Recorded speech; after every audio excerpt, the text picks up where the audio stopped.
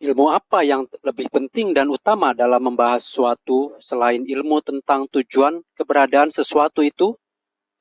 Begitu juga, ilmu apa yang lebih penting dan utama dalam membahas kehidupan manusia selain ilmu tentang tujuan penciptaan manusia?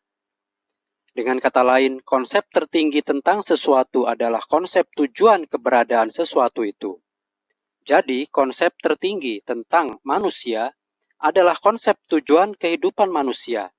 Konsep tertinggi berfungsi strategis. Konsep-konsep lain berada di bawahnya dan berfungsi operasional atau taktis.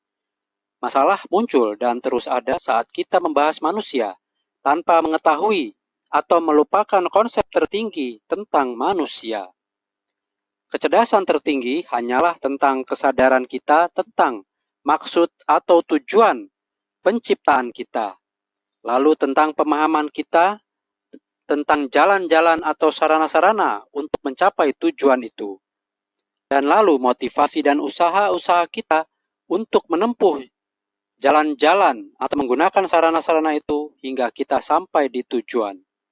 Sangat sederhana. Jika kita tidak atau kurang memiliki ketiga unsur kecerdasan tertinggi tersebut, kita tidak mampu mengatasi permasalahan manusia, kalau tidak bisa dibilang menjadi bagian dari permasalahan itu sendiri. Kebanyakan dari kita tidak memiliki ketiga unsur kepribadian paling unggul ini. Kita dengan berbagai macam pembawaan alami, karena pengetahuan yang dangkal serta kemampuan yang terbatas, menetapkan berbagai tujuan hidup kita. Dan kita berjalan hanya sampai pada tujuan-tujuan dan cita-cita duniawi, lalu berhenti. Akan tetapi, tujuan yang ditetapkan Allah dalam kalam sucinya adalah sebagai berikut. Wa ma khalaqtul jinna wal insa illa liya'budun. Dan tidaklah aku menciptakan jin dan manusia melainkan agar mereka menyembahku.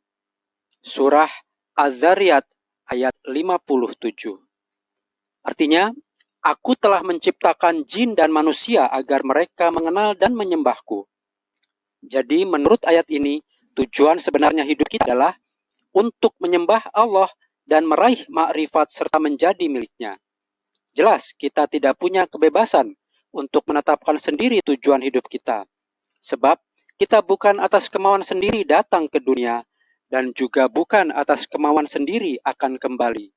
Melainkan, kita hanya makhluk, wujud yang menciptakan serta menganugerahkan kemampuan yang cemerlang dan lebih tinggi kepada kita dibandingkan dengan seluruh hewanlah, yang telah menetapkan suatu tujuan hidup bagi kita.